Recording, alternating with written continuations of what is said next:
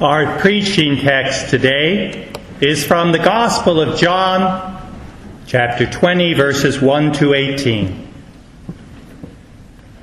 Early on the first day of the week, while it was still dark, Mary Magdalene came to the tomb and saw that the stone had been removed from the tomb. So she ran and went to Simon Peter and the other disciple, the one whom Jesus loved, and said to them, "They have taken the Lord out of the tomb, and we do not know where they have laid him." Then Peter and the other disciple set out and went toward the tomb. The two were running together, but the other disciple outran Peter and reached the tomb first. He bent down to look in and saw the linen wrappings lying there, but he did not go in. Then Simon Peter came, following him, and went into the tomb. He saw the linen wrappings lying there, and the cloth that had been on Jesus' head, not lying with the linen wrappings, but rolled up in a place by itself. Then the other disciple, who reached the tomb first, also went in, and he saw and believed. For as yet they did not understand the scripture, that he must rise from the dead. Then the disciples returned to their homes. But Mary stood there weeping outside the tomb. As she wept, she bent over to look into the tomb, and she saw two angels in white, sitting where the body of Jesus had been lying, one at the head and the other at the feet. They said to her, "Woman, why are you weeping?" She said to them, "They have taken away my Lord, and I do not know where they have laid him." When she had said this, she turned around and saw Jesus standing there, but she did not know that it was Jesus. Jesus said to her, "Woman, why are you weeping? Whom are you looking for?" Supposing him to be the gardener, she said to him, "Sir, if you have carried him away, tell me where you have laid him, and I will take him away." Jesus said to her, "Mary." She turned and said to him in Hebrew, "Rabboni," which means teacher. Jesus said to her, "Do not hold on to me, because I have not yet ascended to the Father. But go to my brothers and say to them, I'm ascending to my Father and your Father, to my God and your God."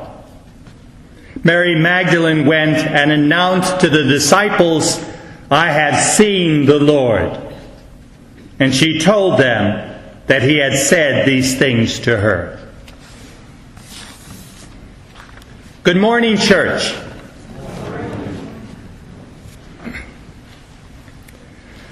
Sisters and brothers, I begin this Easter morn with shocking news. I've been found to be carrying a fatal infection, a terrible contagion for which there is no known cure. I carry the illness that took my father when I was 11. I carry the illness that took my mother. I'm not sure how to handle this. It's been bothering me for some time now, and I feel I must tell you, since you've been given to my spiritual care. Because of this fatal infection, I don't know how much longer I have to live. Death may come at any time. And I continue with further bad news. Everyone here is as fatally infected as I am. Okay, I'm being a bit melodramatic. So let me move away from this metaphor and simply say that we all carry the fatal disease, the incurable infection known as death. But sisters and brothers, what Easter means is that there is now hope for a cure. Easter means that death is no longer shrouded in total darkness. A small but powerful light has pierced the sinister shadow of death. And this light began shining on that first Easter morning. There is now hope for a cure for what has plagued creation since its birth, since its inception. Easter means that death is no longer undefeated. Easter means that the healing of all humanity, the healing of all creation has begun. As many know, I've been struggling for 5 months now with a shoulder injury sustained in a fall. For a long time I thought it would get better, but it didn't get better. The pain wakes me many times throughout the night. Finally, I decided it was time to seek help. I went to an orthopedic physician who gave me an injection and referred me for therapy sessions. And for the past 2 weeks, I've been doing daily exercises along with twice weekly physical rehab sessions. Pain is still there, but it's not as oppressive as it was. I'm beginning to have some hope that my shoulder will be healed without surgery. Sisters and brothers, hope is a wonderful gift, a precious gift to be given. Because since my injury, I've learned how unrelenting pain can be. I've learned how pain can wear you down. I've learned how pain can narrow one's view, one's perspective on the world. I've learned how pain can limit one's joy. But, brothers and sisters, I now have hope where previously hope seemed unwarranted.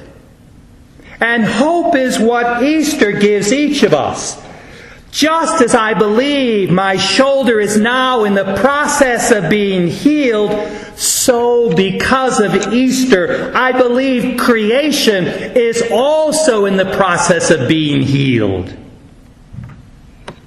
As the German theologian Karl Rahner states it, because his tomb is empty, because he who was dead has shown himself to be living, we know that everything has already begun to be well.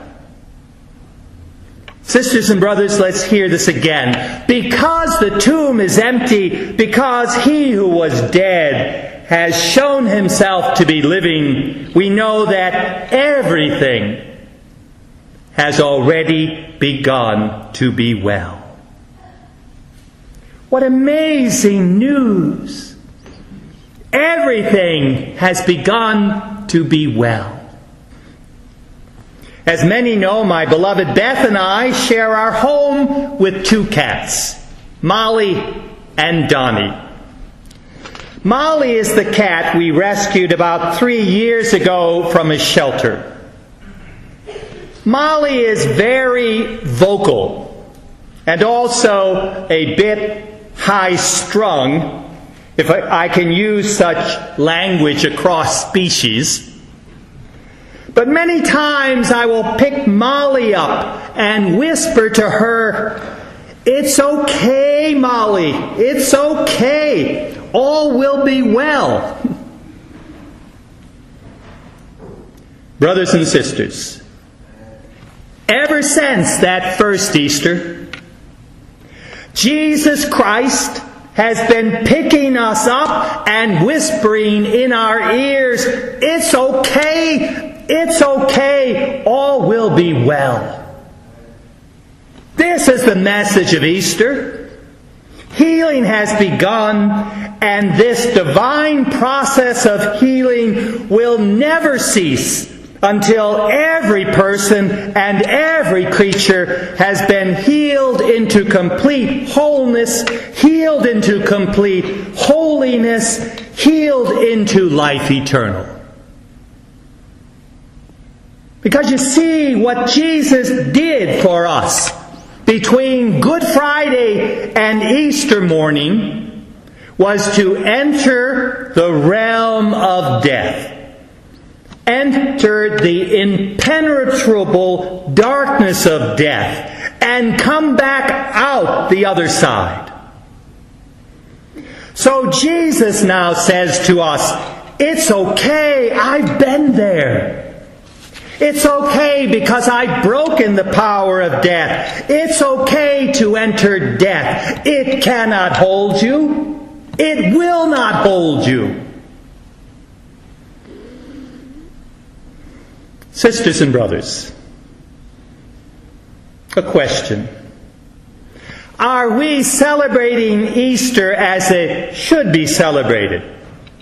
The Episcopalian pastor Alan Jones claims this in Passion for Pilgrimage.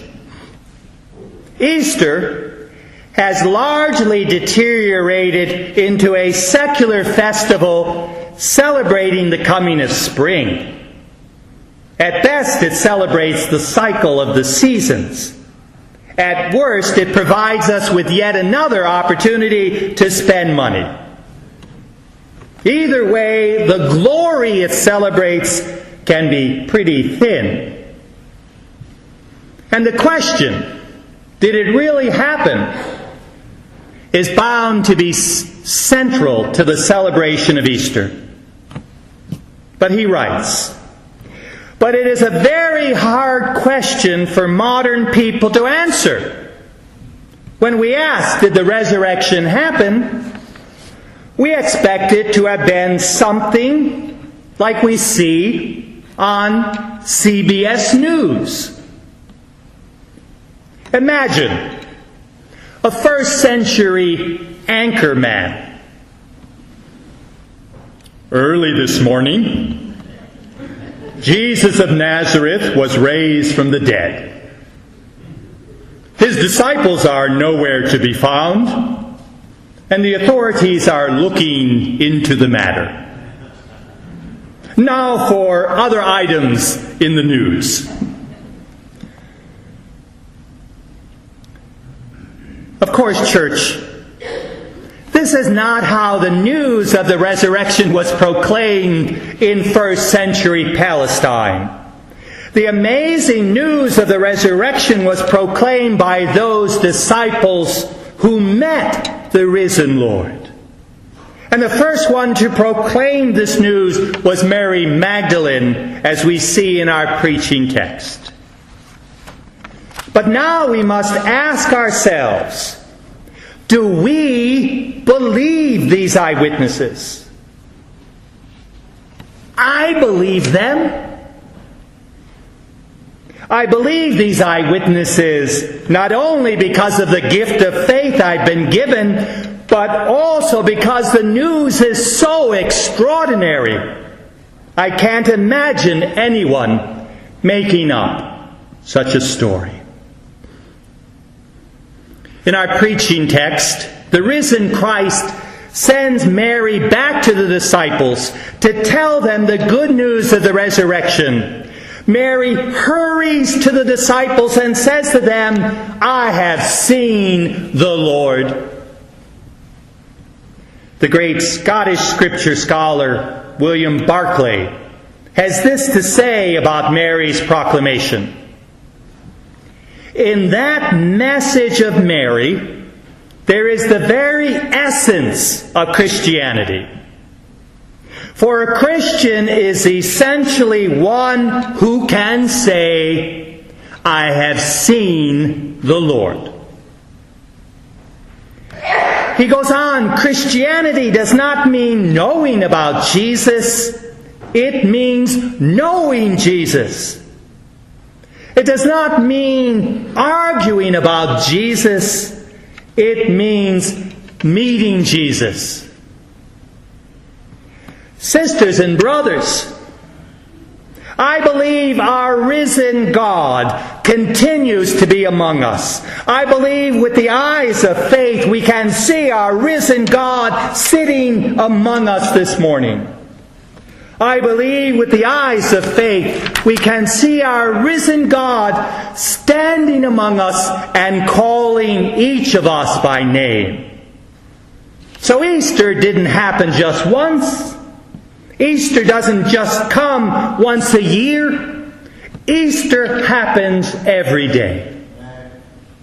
If we have the eyes to see, if we have the ears to hear, if we have the heart to comprehend. Brothers and sisters, Easter demands a reconfiguration, a reordering of our hearts. Let me explain this through the words of the clergyman Richard Rohr. Christian history reaches its crescendo point in the resurrection of Jesus. The risen Jesus is the final revelation of the heart of God, a God who teaches love rather than hate, forgiveness rather than blame, nonviolence rather than violence. Rohr continues, recall Jesus' encounters with the disciples after the resurrection. He comes to the circle of followers with whom he had spent 3 years, the people closest to him, who had nevertheless rejected, betrayed, and abandoned him. Following his resurrection, Jesus has the opportunity to chastise them.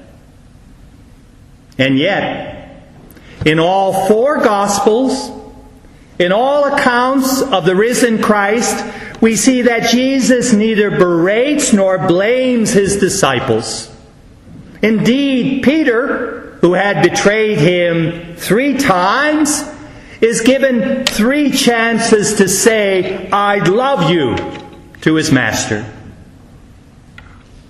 The resurrection of Jesus tells us there is no victory through domination. There is no such thing as triumph by force. By his life, death, and resurrection, Jesus stops the cycle of violence. Sisters and brothers, Easter stops the cycle of violence, but stops it at its core, at its root. Yes, there is still much too much violence in our world. But church, this violence is drying up because its roots have been permanently damaged, uprooted in the resurrection of Jesus Christ. When I was a child, my father would take my twin brother and myself outside and give us each a knife to dig up the weeds springing up in abundance on our lawn. Let me confess this morning, church, something I've never confessed. I didn't always dig up the root. Sometimes I just pulled off the top of the weed because it was easier than digging up the root. Of course, my actions guaranteed that my brother and I would be back on our hands and knees digging up weeds on a regular basis. Sisters and brothers, suffering and death continue to plague our world. But the roots of suffering and death have been fatally damaged by the power of that first Easter morning. Suffering and death cannot continue forever to plague us. Suffering and death have lost their roots. Suffering and death are dying on the vine. And one happy day they will be no more. This is what Easter means for us. And let me say this clearly. Just as the tomb could not hold Jesus, so the tomb will not hold any of us forever. This is what Easter means for us. Brothers and sisters, the chains of death may wrap themselves around us, but those chains are not nearly as imprisoning as they once were. Those chains are not nearly as confining as they once were. This is what Easter means to us. Let me say in conclusion, Mac and Debbie and Charles Taylor, do not fear. Death cannot hold your mother, your grandmother, Paula, forever. Let me say to all of us who provided these lovely Easter lilies in memory of so many, do not fear. Death cannot hold our loved ones forever. Let me say to all of us here who have lost people near and dear, do not fear. Death cannot hold our dear ones forever. And sisters and brothers, I'm not the one giving you these assurances today. Jesus Christ, our risen Lord, is the one giving us these assurances. Can Jesus Christ be trusted? Absolutely. We can trust Him with every ounce of who we are. We can trust Him when He takes us in His arms and whispers to us, "It's okay, it's okay, all will be well." This is what Easter means to us. Let us together never forget this Easter message, this Easter good news, this Easter joy. Let us whisper it to each other when our hearts tremble and are broken, when our spirits sag, when our souls become downcast. It's okay. It's okay. All will be well. Amen.